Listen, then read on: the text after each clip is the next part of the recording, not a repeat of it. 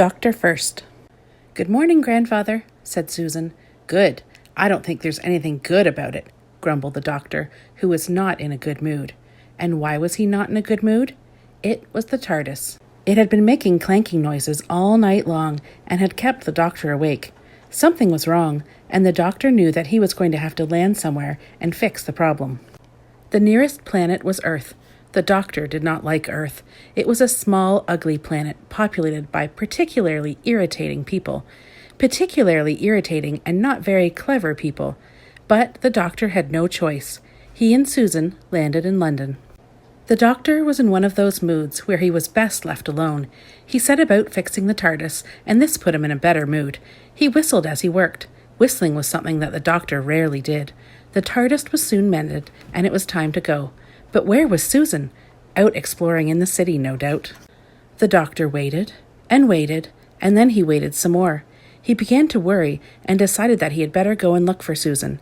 He stepped out of the TARDIS and was immediately confronted by a large group of strangely dressed people. The doctor was appalled by their casual dress sense. "Hey, man, what's your name?" asked one of the badly dressed people. "The doctor," replied the doctor. "Hi, Doc. Nice to meet you." The doctor frowned. "I am not Doc. I am the doctor. I am a Time Lord." "Wow, groovy!"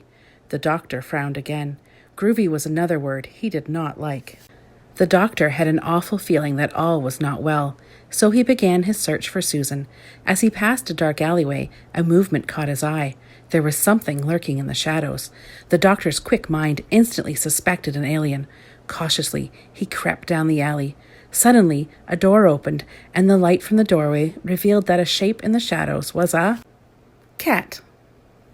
With a sigh of relief, the doctor returned to the street. He was still troubled. He could not put his finger on it, but he felt a strong sense that something wasn't right. And when he turned the corner, he discovered he was not wrong. He was right. It was the Cybermen. They were in London, and they were not on holiday. The doctor knew the Cybermen well enough to know they were not sightseeing. Cybermen were not interested in the changing of the guard. Cybermen were not interested in souvenirs. What they were interested in was taking over the world.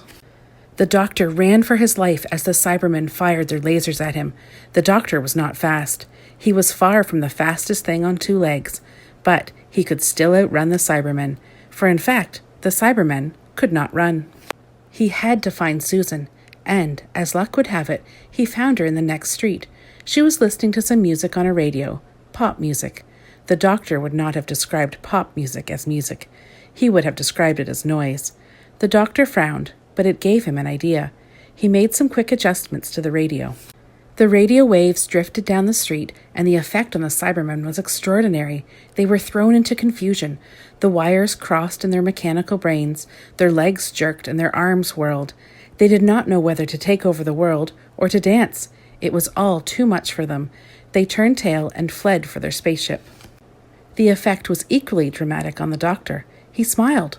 "You're smiling!" cried Susan in amazement. "Nonsense," he huffed. "Time Lords don't smile." And not for the first time that day well, can you guess? That's right. He frowned.